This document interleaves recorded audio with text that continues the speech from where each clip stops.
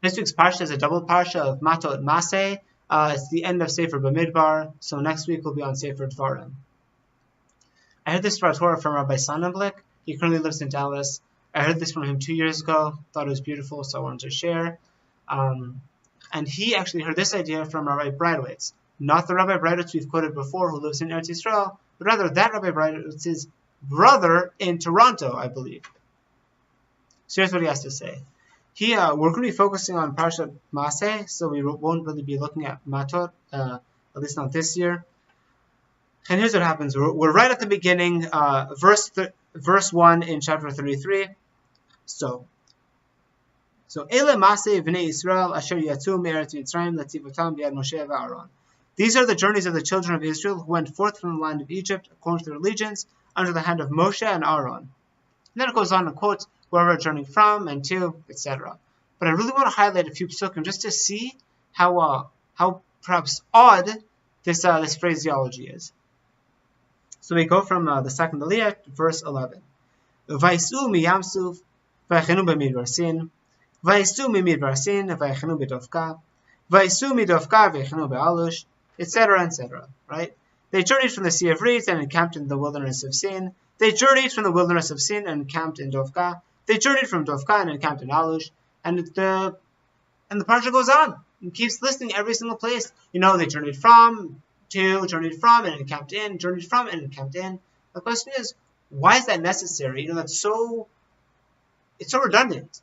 If I was to say, I went from Chicago and journeyed to, I journeyed from Chicago to Toronto, and from Toronto to Montreal, and from Montreal to, I get it. I just heard where you're coming from. You went from Chicago to Toronto to Montreal, and wherever else you went. Since you just told me where you're coming from, you don't need to tell it to me again. Okay, journeyed from Chicago to Toronto, to Montreal, etc. Move on. So why is the Torah here repeating the word? It's placing a lot of emphasis on they journeyed from X and encamped in Y. They journeyed from Y and encamped elsewhere. Why is that? Why is it emphasizing that moment of travel? Says Rabbi Sonnenblick. It's important to realize that when someone makes a move, there's a moment of imbalance. In order to progress, we have to make ourselves vulnerable. We have to expose ourselves to instability. We move from standing on 2 feet to just 1. And that's a scary movement because there's a shift and we don't really know what to expect. When someone transfers jobs, they don't really know what they're going to expect, what their boss is really going to be like, if their coworkers will be pleasant, if they'll even like the work. They're not sure. It's uncomfortable. So too when someone moves from city to city, they don't know what the city is going to be like, if they'll relate to it culturally, if they'll even like the people there. They have no idea. And the same thing is true spiritually. When a person progresses spiritually, right, so pushes themselves to grow, they might start it doesn't matter what it is, but let's say someone starts keeping kosher more strictly. Either they move from keeping X hours between milk and meat to X plus 1 hours of milk and meat. Or they'll stop eating meat out at all. Or they'll stop eating dairy out at all. Or they'll start keeping Shabbat. Regardless of what it is, there's going to be a moment of transition that is very uncomfortable. Because now you have to start telling people, this is what I'm doing, I don't do this anymore. You might come into resistance, people will not be so kind, and forget what other people think. How about you? Keeping Shabbat, that could be uncomfortable and very restrictive. Well, what was once, a beautiful night, Friday night, you'd be able to drive over to friends or to family and have a meal and then drive back or do whatever you want or relax in the way you enjoy. Now there are limitations. You can't do all that. So there's this kind of moment of, as we said, of instability, of lack of certainty. It's certainly exciting. There's no question about that, but it's something uncomfortable.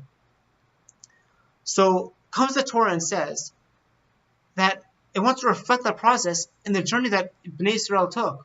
We might think, look, the Bnei Israel, they just traveled in the desert and they eventually wound up in Israel. That's not the case. There's a progression from Egypt to Eretz Yisrael. They moved from Egypt and they took step 1. And then after step 1, when they were settled there and they really came to terms with that, then they went from step 1 to step 2. Then once they dwelled in step 2 and absorbed all of that, they moved to step 3. And we see this very gradual, slow process of incremental growth. But it's not only incremental growth, it's a constant process of making yourself uncomfortable and making yourself unstable And we don't like making ourselves unstable. We see that's the process reflected, and that ultimately culminated in us settling in Eretz Yisrael. That's where we're on the border of right now. That's what's about to happen. But before that happens, the Torah wants to emphasize the Bnei Yisrael, they journeyed from X and they encamped in Y. Then after encamping in Y, they journeyed from Y and moved to Z and encamped there. And in that process, Bnei Israel made themselves uncomfortable, because of course it's more comfortable to be encamped. You don't want to journey, but the journey is very important. Not only is the journey important, it's important to plant yourselves in your next step, to absorb that, and then be ready to move on and to continue growing. That is the lesson of this week's Parsha. Finally, we hit under 6 minutes. Mazel Tov to everybody. Shalom al Yisrael. Shabbat Shalom.